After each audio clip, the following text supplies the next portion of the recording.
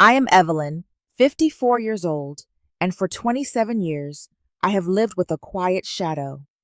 The shadow of not being quite enough based solely on where I came from. Tonight, our living room is a stage set for success. Crystal glasses gleam and the art on the walls is meant to impress. My husband Robert stands by the window, the city lights twinkling behind him, his voice a low, confident murmur into his phone. Absolutely. The final terms are being reviewed right now in my office at the Lexington Tower. It is the only address that carries the weight this deal deserves. He catches my eye and gives me a triumphant little nod. That tower with its blue glass facade is his trophy. Suddenly, the shrill tone of his mother Judith's voice pierces the quiet from the speakerphone. Well, at least your colleagues are spared from some rustic backyard barbecue affair. Her people do love their paper plates and plastic forks, don't they? There is a pause. Then a soft, familiar chuckle from Robert. He doesn't disagree. He doesn't defend. The sound is a tiny, sharp needle slipped right between my ribs, finding an old, tender bruise. It sends me back decades to the first time he sat in my parents' cozy kitchen, his polite smile not quite hiding the appraisal in his eyes as he took in the handmade curtains and the smell of fresh-baked bread. Before I share how that man's perfectly constructed world imploded before I tell you how a single revelation can turn a monument into a mirror, I want to know who I am talking to. Where are you joining me from today? Drop your state or your hometown in the comments below. And if you have ever felt the sting of being looked down upon for your roots, for the honest, hardworking people you call family, please hit that like button and subscribe to this channel. My story, I think, is about to become our story. Let's get started. My life with Robert began in a blur of dazzling first impressions. I was 27, my world one of Plant Nursery's sketchpads and the satisfying ache of a day's physical work. He was 30, a vice president of marketing who wore his ambition like a tailored suit. He found me refreshing. "You are so authentic, Evelyn," he'd say, his thumb brushing over a dirt stain on my jeans. "You have no idea how rare that is." I mistook his fascination with my differentness for genuine admiration. I thought he valued substance. Bringing him home to meet my parents was an event I prepared for like a diplomat.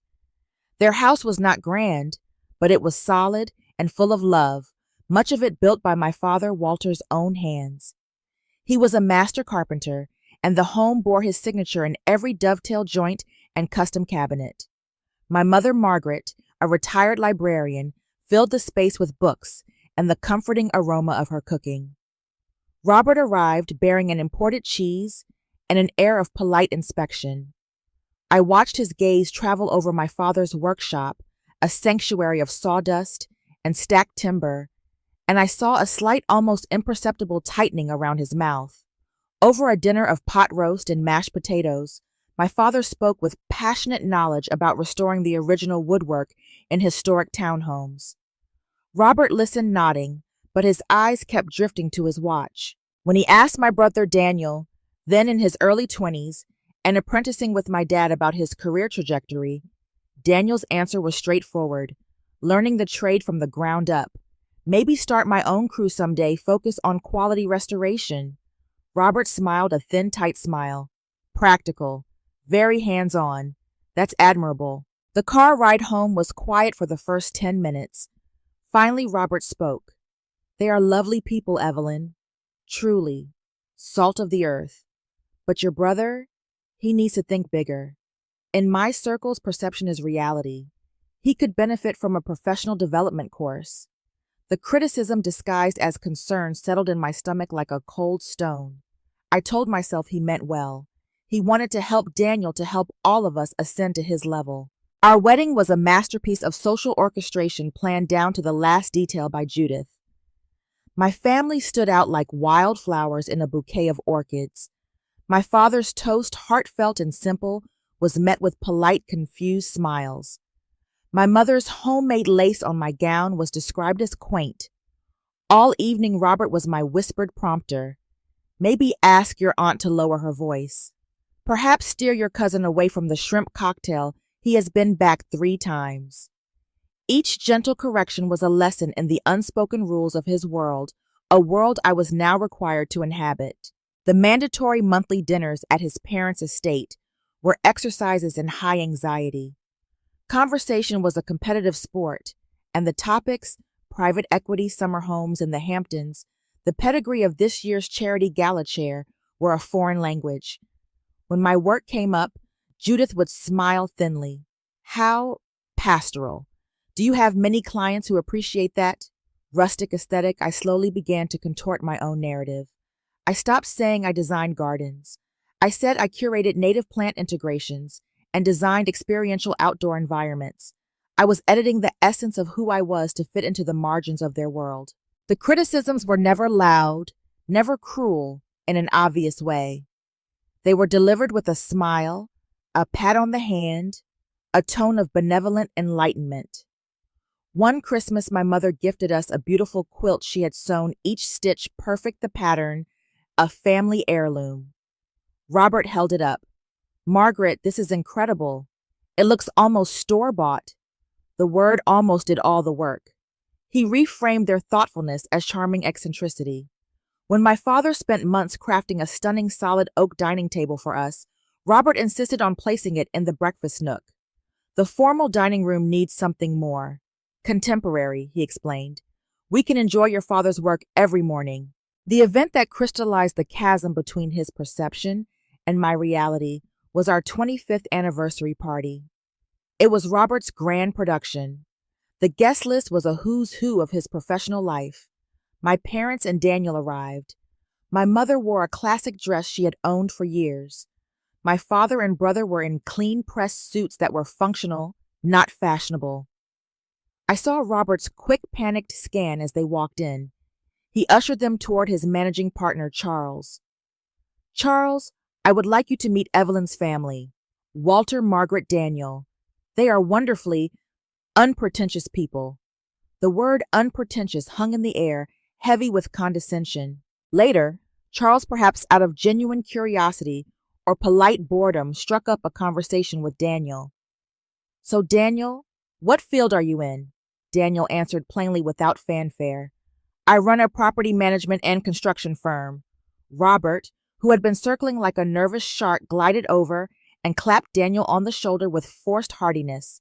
He is being modest. He is a contractor. The best in the city when you need something actually fixed. He boomed with laughter. Daniel's expression remained calm, placid even, but his eyes found mine across the room. In that brief glance, I saw no anger, no humiliation. I saw a deep, unshakable patience and a knowledge so profound it felt like pity. In that moment, the cold stone of shame in my gut ignited into a hot, clear flame of anger. That night, after the last guest departed, the silence was deafening. Why did you do that? I asked, my voice trembling not with fear, but with this new unfamiliar fire. Do what Robert replied, pouring himself a nightcap. Reduce him to a handyman in front of Charles. Robert sighed the long, suffering sigh of someone dealing with an emotional child. Evelyn, be realistic. Charles is a multi-million-dollar partner. He does not care about property management. He understands contractors. I translated for him. It is about speaking the right language. Your family, they are good people, but they are from a different class. It is a simple fact of life. He said the word class as if it were a scientific taxonomy, immutable and definitive. For a quarter of a century, I had allowed this subtle bigotry to exist in the shadows of our marriage. Now he had dragged it into the light and declared it a fundamental truth. I did not argue. I simply looked at him, and for the first time I did not see a successful, sophisticated husband. I saw a small, frightened man clinging to a ladder he believed placed him above others, and I realized I no longer wanted to be on that ladder with him. I began to seek refuge in the very place he looked down upon. I went to my parents' house not out of obligation, but for oxygen. There no one discussed social capital. My father, now in his 80s, still held court in his workshop, his mind a treasure trove of wisdom and stories. I started to notice things I had willfully ignored before. Daniel's firm, Walterson Holdings, had a sleek, understated website. His truck was new, but the logo was small, discreet. He managed properties. The phrase took on new weight. One afternoon, I found my mother in her rambling, glorious garden. She took my hands in hers, her skin like soft parchment. "Evelyn," she said, her voice low and steady, "true worth is not about the shine on the surface. It is about the foundation. It is about what you build to last, not what you display to impress. Your father and your brother, they have a patience that runs deep. But do not ever mistake that patience for a lack of strength." Her words were a key, but I did not yet know what lock they fit. Then my father had a health scare. A minor heart episode that landed him in the hospital for observation. It was a Tuesday. Robert came to the hospital, his phone buzzing incessantly in his hand. He stood in the corner of the room looking more concerned about a missed call than the pale man in the bed. My brother Daniel was there, a steady, calm presence. At one point, Daniel's phone rang. He stepped into the hallway, but the door was slightly ajar. I could hear his side of the conversation. "Yes, I got the report on the HVAC issue on the 32nd floor of the Lexington property. No, we are not going with the cheap fix. Tell them we will approve the full system overhaul. I want it done right." He came back in his face composed. Robert looked up from his own phone, a spark of recognition in his eyes. "Did you say the Lexington Tower?" Daniel nodded calmly. "Yes, we have a building by that name." Robert let out a short, dismissive laugh. "That is where my firm is. The HVAC on our floor has been a nightmare for months. Typical absentee landlords probably cutting every corner." He shook his head. "You would think for the rents they charge they could manage basic maintenance." Daniel merely offered a small, closed-lipped smile. "I will note your feedback, Robert." On the drive home, Robert was energized not by concern for my father, but by his own grievance. "You have no idea the prestige of that address, Evelyn. My corner office has a view that literally makes clients sign on the dotted line. The building itself is a statement. Someone like Daniel dealing with leaky pipes and angry tenants, he cannot possibly comprehend the complexity of an asset like that. Its value is in its image, its reputation."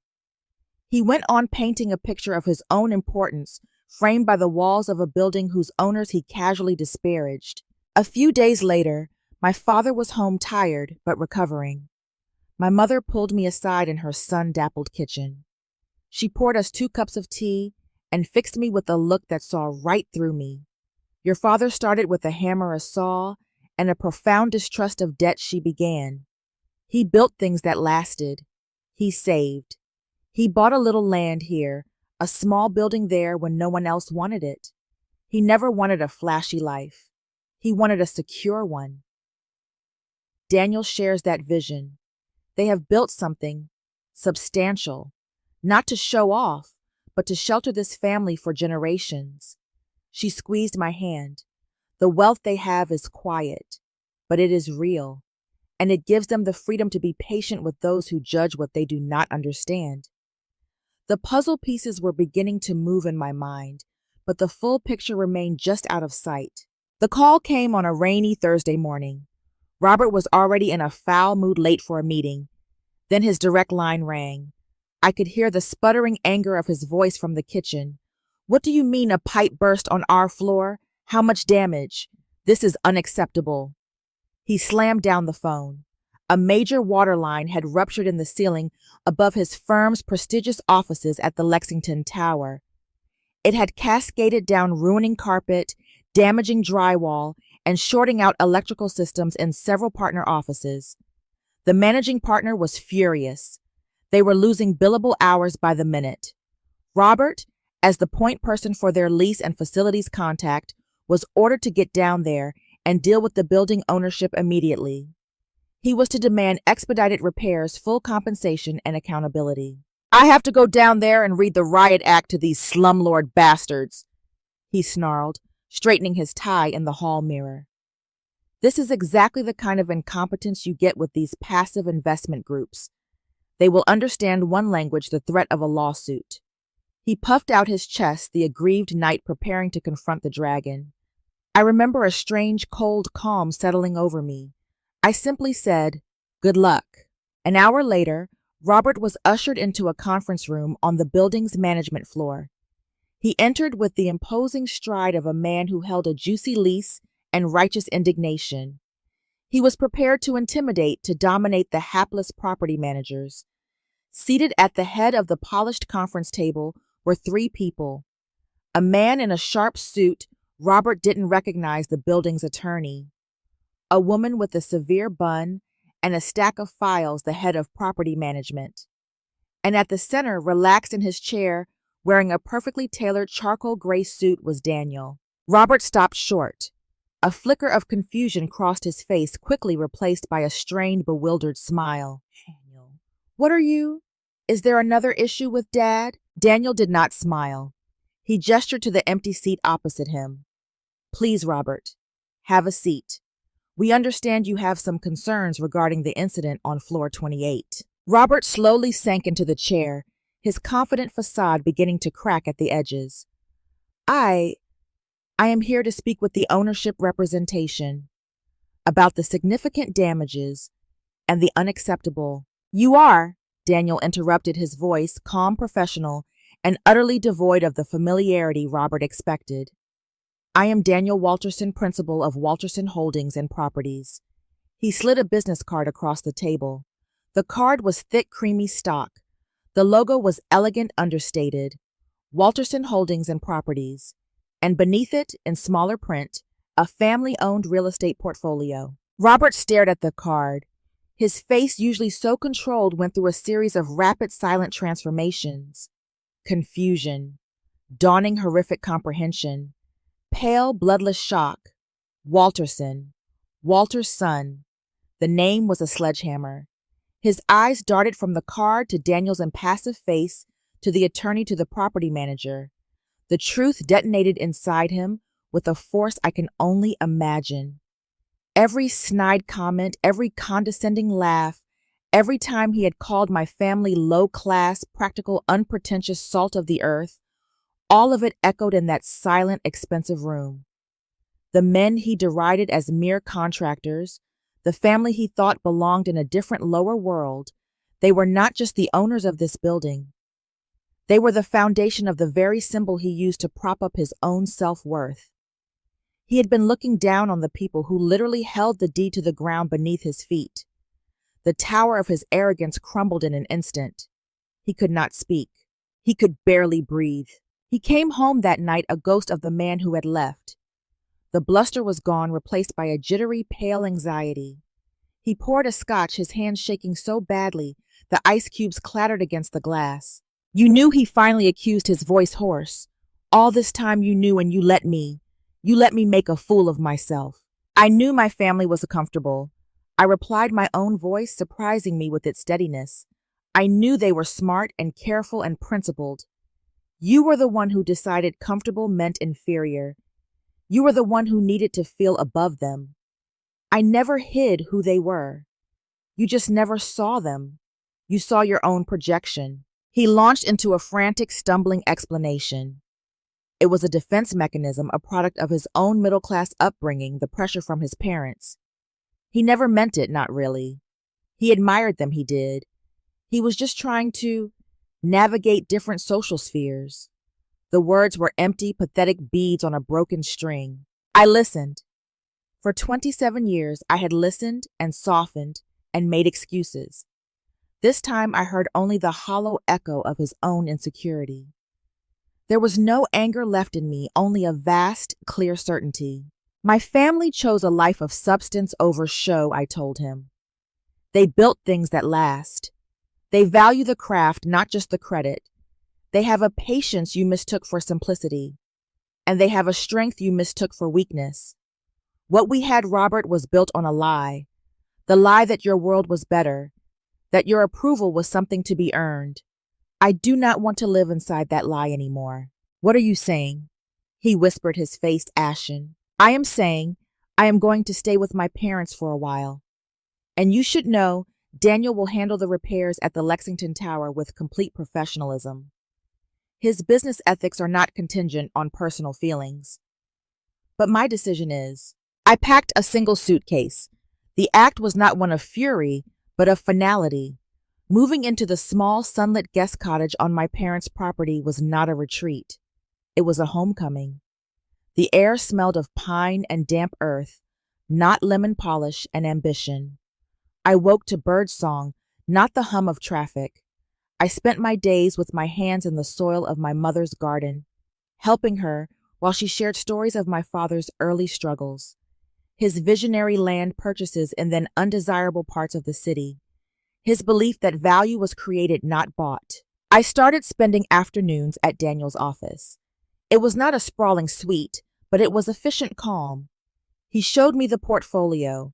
It was not just the Lexington Tower. It was a collection of solid, well-maintained commercial properties and several blocks of historic rental homes they had lovingly restored. The wealth was not liquid flash. It was brick and mortar, steel and glass quietly generating security. He asked for my input on landscaping upgrades for one of the properties. My eye for design, my knowledge of plant skills, Robert had seen as a charming hobby, had tangible value here. Robert tried. He sent flowers to the cottage. They looked absurdly out of place. He called his voice laden with promises of change of couples therapy, of a fresh start. But every word was filtered through the new devastating knowledge of his own profound error. He was not trying to win me back.